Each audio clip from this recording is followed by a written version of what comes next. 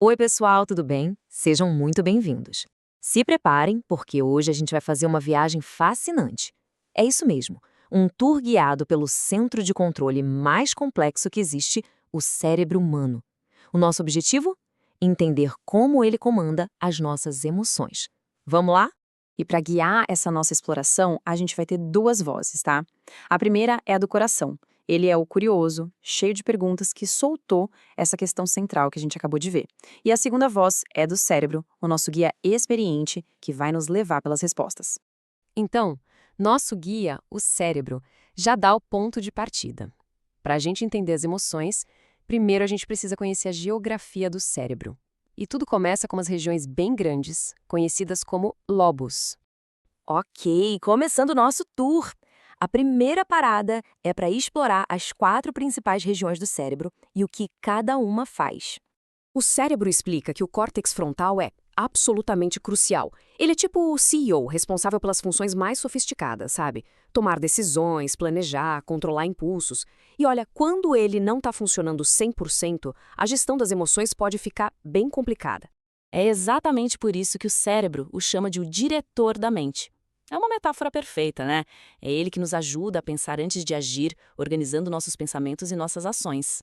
Seguindo em frente, o cérebro nos leva agora para o lobo parietal, que fica bem no topo da cabeça. Essa parte que nos ajuda a interpretar o mundo físico, processando sensações como toque e temperatura e também nos dando um senso de onde estamos no espaço. Agora, nas laterais, a gente encontra o lobo temporal. Ele é fundamental para a memória e para a gente entender o que houve. E aí o coração, sempre curioso, manda a pergunta: então, quer dizer que a memória está ligada às emoções?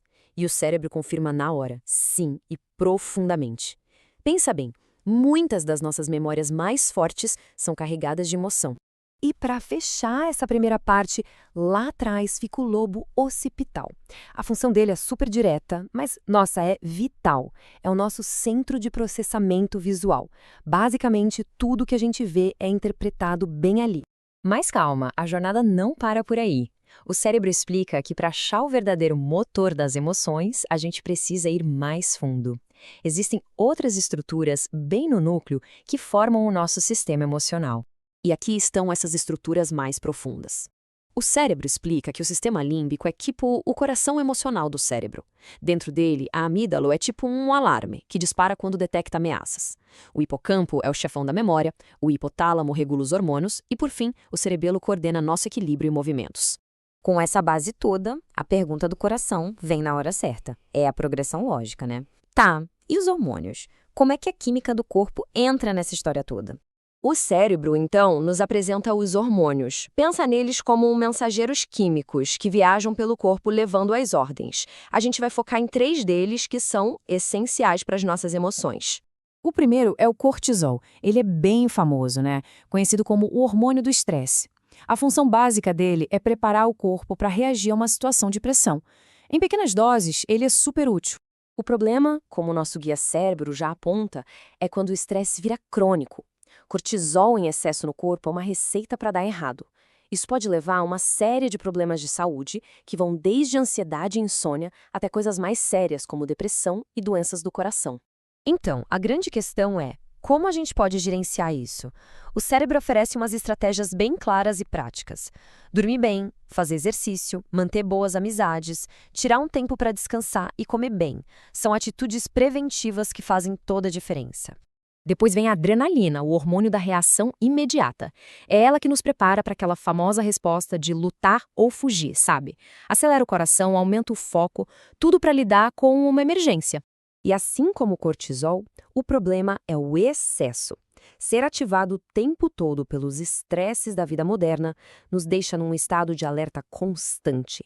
E isso, com o tempo, leva ao esgotamento, tanto físico quanto mental. Mas olha, nem só de estresse vive a nossa química interna. Chegamos na ocitocina, o famoso hormônio do vínculo. Ela é liberada em momentos de afeto, tipo num abraço, e fortalece as nossas conexões com as outras pessoas. E os benefícios são gigantescos. A ocitocina não só ajuda a gente a criar laços mais fortes e ter mais empatia, mas também funciona como um redutor natural de estresse. É, sem dúvida, fundamental para relações mais saudáveis. E agora a gente conecta tudo. O cérebro nos mostra como essa dança entre as estruturas e a química interna se reflete na nossa vida, na nossa saúde e nos nossos relacionamentos. O contraste fica bem claro aqui. De um lado, o equilíbrio emocional leva a um cérebro mais funcional e relações mais saudáveis. Do outro, o excesso de estresse pode acabar em problemas físicos, emocionais e até em isolamento. Então, no final das contas, o que a gente leva disso tudo? O cérebro resume os cuidados essenciais em 4 passos bem práticos: manter hábitos saudáveis, cultivar boas relações, reduzir o estresse prolongado e, um ponto muito importante, procurar ajuda quando a gente sentir que precisa. E para fechar a nossa conversa, o cérebro nos deixa com essa ideia poderosa. É aqui dentro do cérebro que tudo acontece. Pensamento, emoção, comportamento, tudo se conecta nesse lugar incrível. E assim, a nossa jornada termina com uma reflexão final. A questão não é só entender o cérebro, mas sim pensar em como aplicar esse conhecimento para cuidar melhor dele, começando hoje mesmo.